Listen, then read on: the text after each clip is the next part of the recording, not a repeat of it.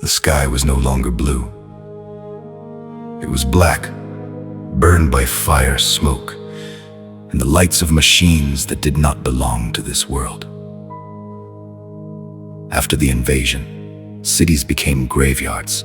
Streets that once carried families, workers, and children were now covered with ash. Buildings where broken cars were abandoned. And every night, the monsters came closer. But humanity was not finished. In the middle of the ruins, three fighters stood together: Arkan Bairaqdar, Harris, and James. They were not superheroes. They were men who had lost homes, friends, and peace. But they still had one thing the enemy could never destroy: the will to fight. Arkan looked across the destroyed city and tightened his grip on his rifle. In the distance, giant alien machines walked through the smoke like nightmares. Their red lights scanned the streets, their metal legs crushed everything beneath them. Harris stood beside him, calm but ready.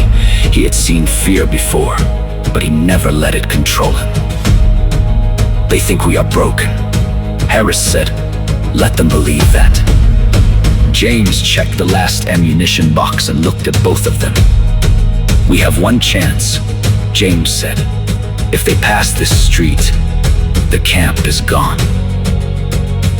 Behind them, hidden inside an old-school building, were survivors, families, children, wounded soldiers, people who had nowhere else to run.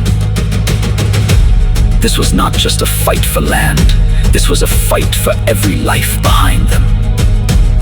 Then the first scream came from the darkness. A creature jumped from the top of a burned car, its claws tearing through the rain. Arkan fired first. The night exploded with light. Harris and James opened fire beside him, and for a moment, the monsters stopped.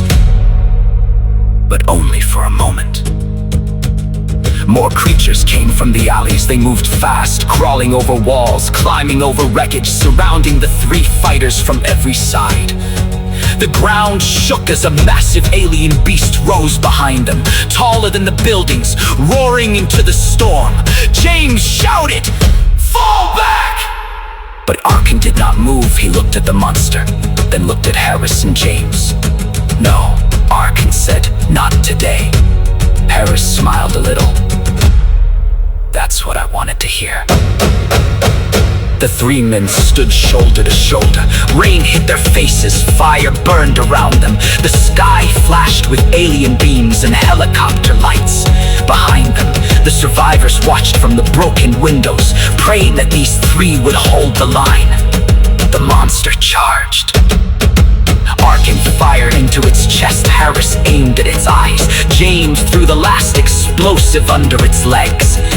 The explosion shook the entire street, throwing fire and metal into the air. The beast fell forward, screaming, and the smaller creatures scattered into the darkness. For a few seconds, everything was silent. Then from the school, the survivors began to cheer. Arkan, Harris, and James were covered in dirt, blood, and rain, but they were still standing. Arkan looked up at the burning sky and said, "This world is ours. They took our cities, but they will never take our future." Harris raised his rifle. James nodded. And as the sun slowly rose behind the smoke, the resistance marched forward. The war was not over, but humanity was still alive. And under the falling skies,